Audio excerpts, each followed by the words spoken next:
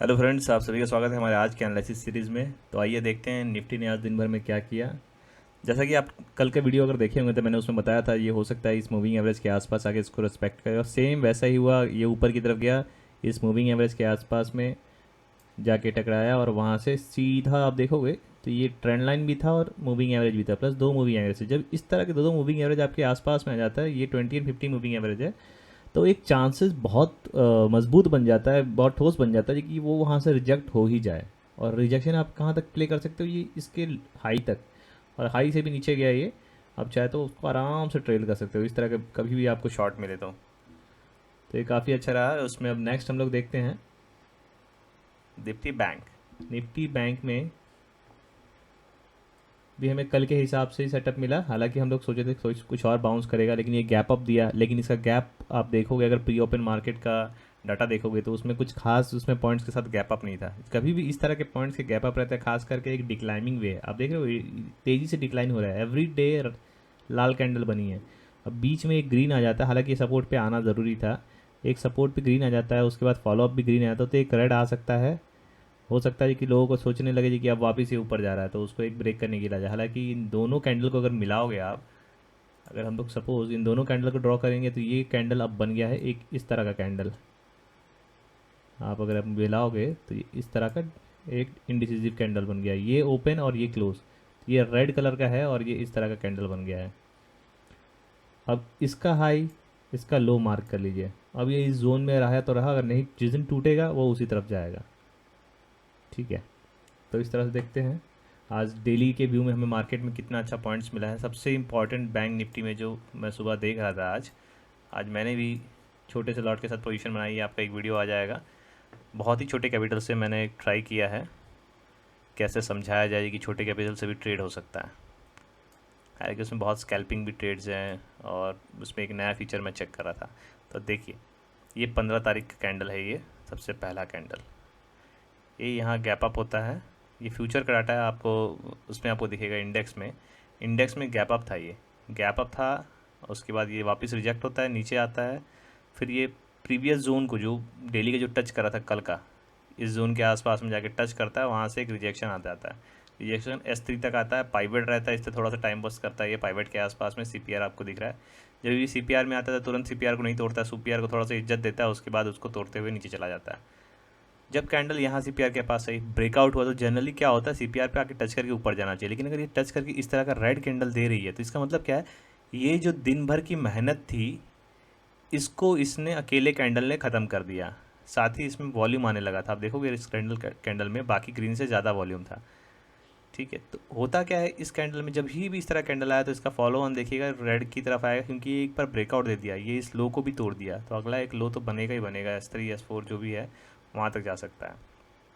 ठीक है, तो हमारा मेन ट्रेड कहाँ बना बैंक निफ्टी में। अगर आप, मैं 3 मिनट के टाइम फ्रेम पे ट्रेड कर रहा था, मैं दिखाता हूँ मैं आपको।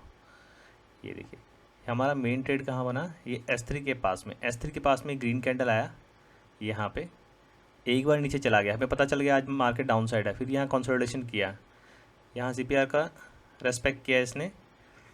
उसके बाद यहाँ आप देखोगे ये S3 है, ये S3 के आस पास में जाके फ्यूचर के वहाँ से रिजेक्शन आता है। और जब इस तरह का रिजेक्शन आता है नीचे की तरफ तो होता क्या ना, ये इसको तोड़ सकता है। क्यों तोड़ सकता है कि अब एक रेंज बनाया है, यहाँ टाइम पास किया और यहाँ पे अपना उसने पोजीशन क्रिएट कर लिया नीचे की तरफ में। देखिए यहाँ नीचे तक गया है, नीचे गया ऊपर आया, फिर ये इसका लो मार्क कर लीजिए। देखिए हाँ, ये अगर तोड़ता है तो दोबारा और बियरिश हो सकता है। यहाँ देखिए इसने टेस्ट किया, इसका लो टूटा, इसका लो टूटा।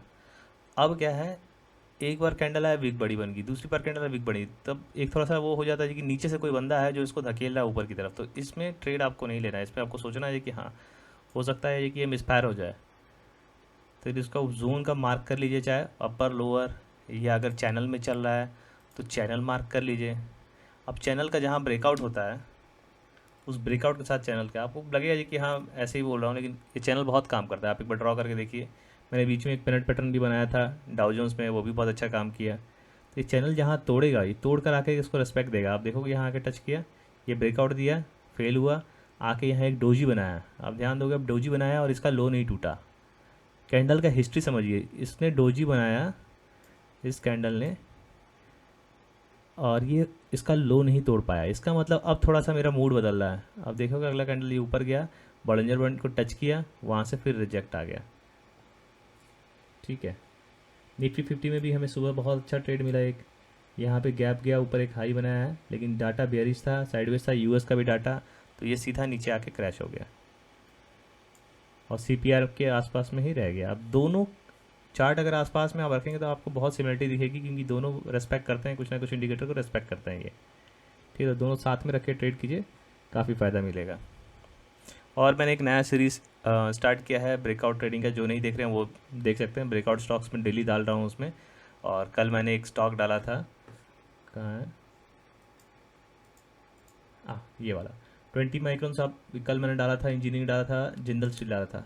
लगभग सारे पॉजिटिव में है, कोई नेगेटिव में नहीं है। हाईएस्ट जो है पॉजिटिव में है वो है हमारा 20 माइक्रोन्स, ये 5 से 6% के ऊपर तक गया है। ये मैचडॉक मैंने बोला था वॉच में लगाने के लिए, मेरा अच्छा शेयर है ये। जब भी टूटता है तो बहुत तेज़ी से ऊपर की तरफ भागता है, बहुत पोटेंशियल है इसके अंदर। शिपिंग का कंपनी का स्टॉक है ये, तो इसको भी देखिए। ठीक है, और इस पर फोकस ज़्यादा कीजिए, थोड़ा थोड़ा पैसा बनेगा लेकिन पॉजिटिव में बनेगा। ठीक है, तो आशा करता हूँ आपको वीडियो अच्छी लग रही है। लाइक, शेयर एंड सब्सक्राइब करना ना भूले। आज के लिए बस इतना ही। Thank you so much.